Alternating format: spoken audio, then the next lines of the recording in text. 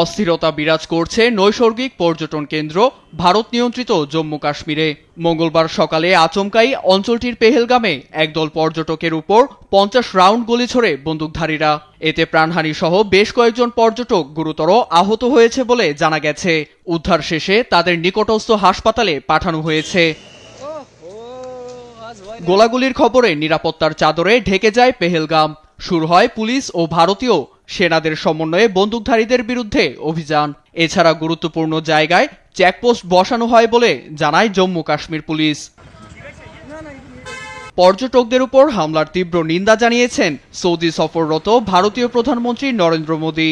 স্বরাষ্ট্রমন্ত্রী অমিত শাহের সঙ্গে ফোনালাপে বন্দুকধারীদের বিরুদ্ধে অভিযান জোরদারের নির্দেশও দিয়েছেন তিনি। নিন্দা জানিয়েছেন জম্মু কাশ্মীরের সাবেক মুখ্যমন্ত্রী ও পিপলস ডেমোক্রেটিক পার্টির প্রধান মেহবুবা মুফতি।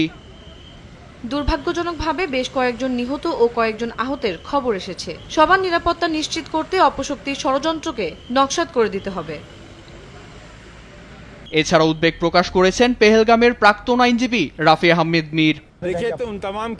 পর্যটকদের আতঙ্কিত হওয়ার কিছুই নেই, প্রশাসন আমাদের সঙ্গে রয়েছে, তদন্ত শেষে দ্রুতই ব্যবস্থা নেওয়া হবে। এর মধ্যেই হামলার দায় স্বীকার করেছে কাশ্মীর প্রতিরোধ যোদ্ধা নামে একটি সশস্ত্র গোষ্ঠী। অবৈধভাবে 85,000 সাধারণ উপত্যকা দখল করে বাস করছে বলে অভিযোগ করা হয়েছে তাদের পক্ষ থেকে। নীরব দাস, নিউজ ডেস্ক, দেশ টিভি।